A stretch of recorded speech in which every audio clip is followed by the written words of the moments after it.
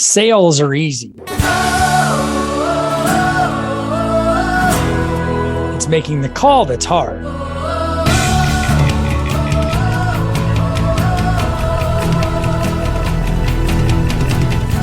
Hi, my name is Dave Gallegos. I've spent the last 25 years in the mortgage industry and a lifetime in sales. In this show, I'll bring that experience, expertise, and the experts I've met to you with actionable advice to improve your sales. It's not magic. You just make the call. Hey, everybody. Welcome back. Episode 6 of Make the Call. I'm Dave Gallegos, the president of Zenith Home Loans, and I'm excited to be here with you today. So kind of laid the groundwork on what the direction of this podcast is, which is really just want to share as much as I can. Everything that I've learned in 26 years of being in the mortgage business and really 35, 40 years in sales, to just share as much knowledge as I can to give people an opportunity to improve. You wouldn't be listening to this if you weren't trying to get better at something. And so I applaud that.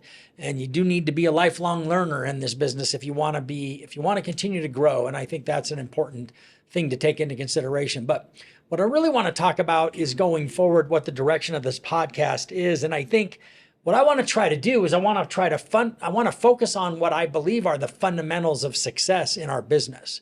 Because, there's a funny line, Vince Lombardi, the Super Bowl trophy is named after him. It's called the Lombardi Trophy because he won the first 2 Super Bowls with the Green Bay Packers. And he was was considered one of the greatest coaches ever. And one of the things that made him so great was the fundamentals. He kept talking about the fundamentals. And at the beginning of every football season, training camp with the Green Bay Packers, he'd hold up a football. I don't have one here, but he'd hold up a football and he said, "Gentlemen, this is a football." And that would be the beginning of training camp. And then he would go on and they would focus on some of the most basic, mundane, boring things, repeated them over and over until they became excellent. And that's really kind of the approach that I want to take with this podcast, is to help people really focus on what the fundamentals are, because I think a lot of times we're looking for a hack or a secret or anything else. And there aren't too many hacks and secrets. Everybody knows what everybody else is doing. There's so much sharing that goes on. Our industry is swipe and adapt, right? We're always swiping everybody else's ideas and adapting them to become our own. And it's encouraged. And it's really, I think there's a book out there called Still Like an Artist. The idea being you want to learn as much as you can from what you see other successful people doing. So that's the idea, is the focus on the fundamentals of excellence in this business, real estate and mortgage. And I've got a list here of some things that I think are really critical to that process. And the first thing is a vision. At the end of the day, without vision, people will perish, is in the Bible. And without vision, you don't know where you're going. You don't know where you want to end up. Or if it's a vague vision and it's not clear about where you're going and where you want to end up, you're going to end up somewhere maybe you didn't care about being. And so if you don't know where you're going, I guess it doesn't matter where you end up. But if you know you want to get somewhere specific, and that's what's really important, is understanding what that vision is. And I'm going to go back to when I first was exposed to the coaching in this business. A company called Building Champions was who I was first exposed to. And then the Todd Duncan group. And one of the things that they focused on first, which really seemed counterproductive to me, was they focused on a life plan first, and then a business plan, and then a business vision, and then a business plan third.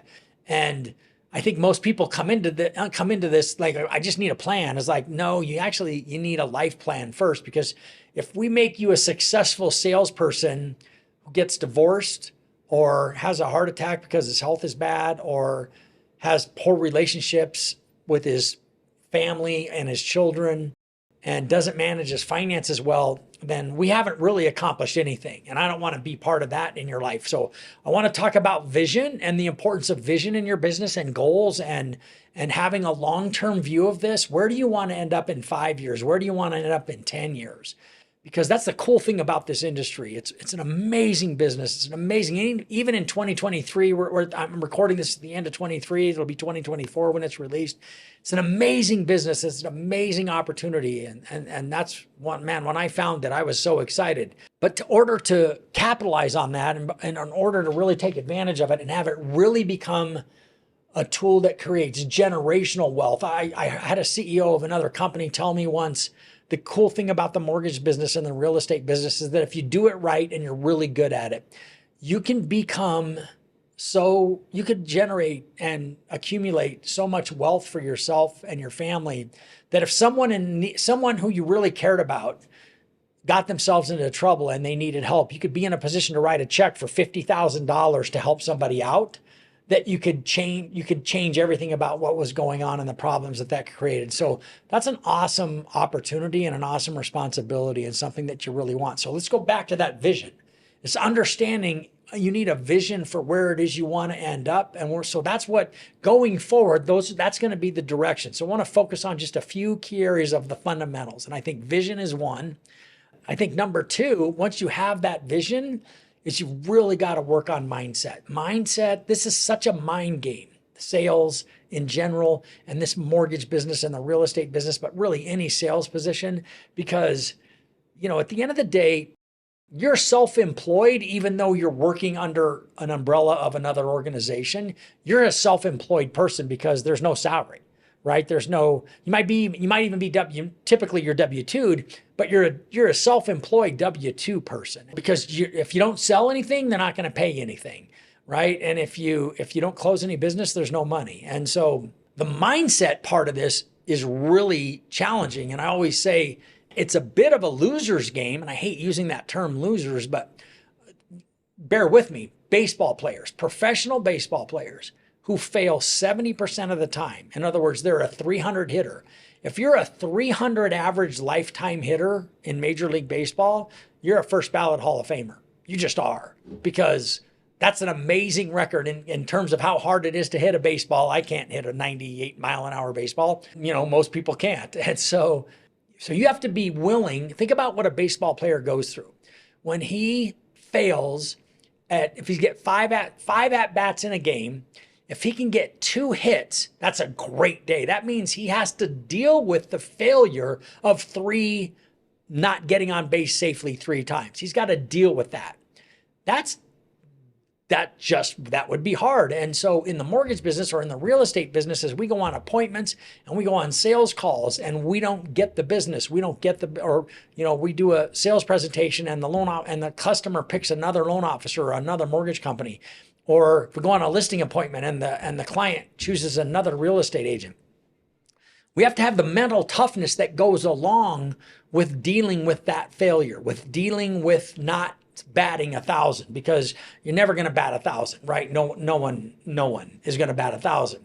So everybody has to learn how to handle that setback. And so vision first, second is mindset. And when it comes to mindset, it's how do you deal with it every single day? Because mindset is like the most challenging part about the business, I think, because it's, you got to be careful what you say to yourself and what you think, because what you think and what you focus on becomes a reality. Whatever you're saying to yourself, you got to be careful because you're always listening, and what you say to yourself is going to impact you. So to me, those are the soft skills. They're fundamental. They're part of the fundamentals of this business, but they're the soft skills. They're the things that maybe most of the time people don't think about when they think about what it is you're trying to accomplish. And instead, everybody focuses on that. So we're going to talk about those things. We're going to talk about vision. We're going to talk about mindset. And then we're going to get into what most people think is the meat of the business. And in my mind, there's 4 areas. And then there's a 5th area that kind of wraps it all up. Those 4 areas are marketing. So everything you do to get the phone to ring, all the lead generation activities, all the prospecting activities that you're doing that produce the opportunity for you to get a lead, right? So marketing, this is social media marketing. This is, which I like to use the term business media marketing, because that's really what this is. This isn't about likes, and this isn't about shares. This is about business media, because that's what this is. We're talking about business, not about, becoming an influencer. It's the prospecting activity that you do with, the phone. It's the prospecting activity that you do on your business media, on, in paper, with the things that you mail to people. And it's really just the contacts. This is called make the call. That's really that's the point, is like, you got to make contact. Sales is a full contact sport. Mortgage lending is a full contact sport. And I believe that we're entering an era in the mortgage business where we can't rely as loan officers. We're not going to be able to rely as much, and we shouldn't rely as much, depending on how all these lawsuits with NAR shake out. We're not going to be able to rely, we may not be able to rely as much on real estate agents for our referrals as much as we used to. We're going to have to learn to become people that can generate business ourselves directly from the consumer, and that we are the conduit from the consumer to us to the real estate agent, instead of the consumer to the real estate agent to us. So that's something to consider as well. So that's marketing. Then sales. What is sales? Sales is everything that happens after you get the lead, right? So it's converting the lead into a client that wants to work with you. So it's your entire sales funnel. It's your entire sales process, from the phone rings or the email comes in to them committing to working with you and you getting their loan locked in, right? So there's a lot of steps in there, right? So it's the first thing that happens in my world that I teach, that I require of our salespeople, is the lead goes in your CRM first before you do anything else. Because there's a whole bunch of reasons, and we'll talk about what they are. But so it's marketing to get the phone to ring. It's sales to convert the lead from a suspect to a prospect to a fully pre-approved buyer who's out shopping and is committed to working with you, so that when they go under contract, you're going to get their rate locked in and you're going to get that file turned in. Or if it's a refinance transaction, so the lead shows up and it's everything that happens, that you do the work and the analysis on that lead to get the customer to commit because it makes sense for them to move forward with the refinance transaction. So that's the sales part. Operations then is next on the list. And operations is everything that happens after you lock that loan in. Okay, so what's the next step? What's the handoff? What is the journey? Man, that work between the phone ringing and that loan getting locked in, there's so much critical work that I think is missed in our business, that if you're not having a flawless experience on every single transaction, where the time you turn that loan in, it's sales through underwriting, major, without any conditions that are a surprise to you or the client, and you're clear to close on the second submission, and you are ready for a CD to be sent out well in advance, unless it's a really short contract, well in advance. If you're not having that kind of an experience on every transaction, you're doing it wrong. I'm going to just say that again. If you're not having a flawless experience on every transaction, then you're doing it wrong. I hear this so many times from loan officers who are like, oh, the underwriter this or the process for that. It's like, man, it's all you.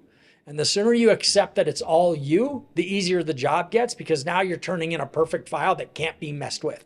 It's because there's no ambiguity, there's no vagary. Most companies, I would say that almost every company on the planet has the ability for you to get a fully pre-underwritten file in advance of being under contract, where, we call it a TBD underwrite. When it needs to fully be underwritten in advance, we can get it fully underwritten in advance.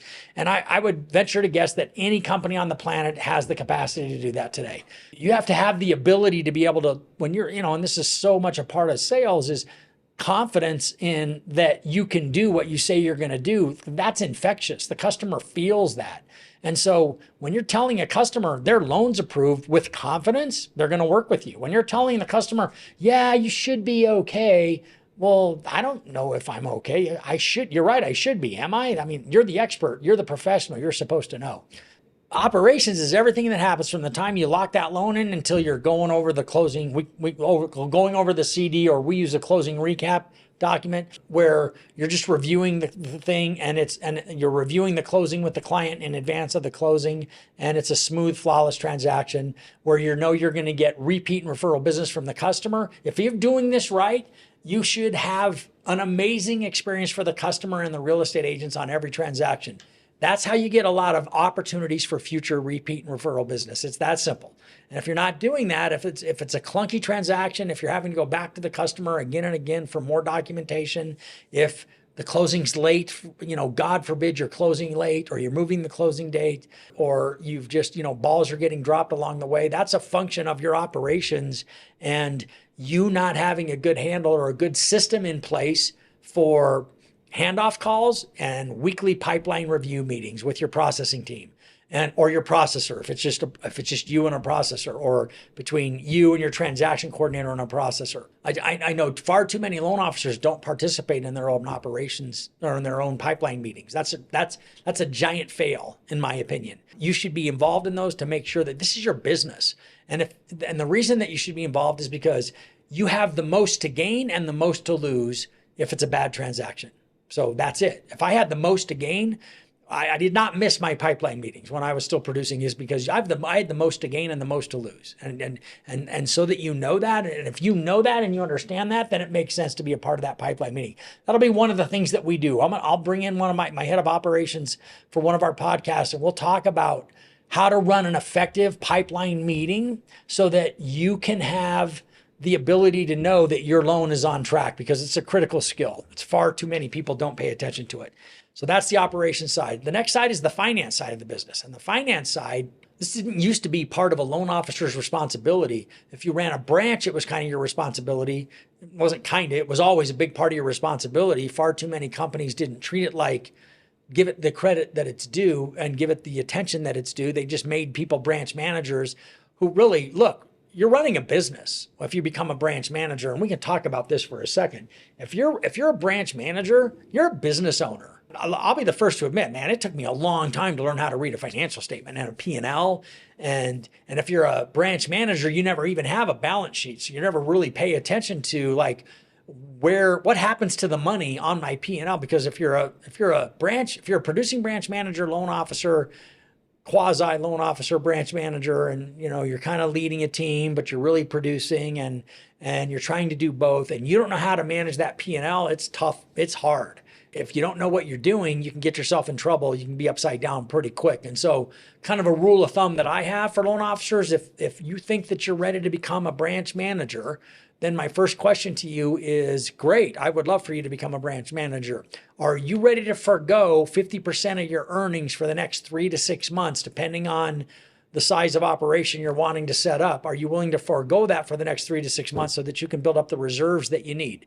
Because when you're starting a business, on anywhere else in the universe that you have to start a business, you know what you need? You need money. You need money in the bank. You need reserves. And it's not your fault. If you're a branch manager and nobody made you do that, it's not your fault. You were misled by a company who was interested in recruiting you to join them probably and said, we'll give you a branch, but they didn't do anything to educate you on running a business. And that's wrong. That's not fair.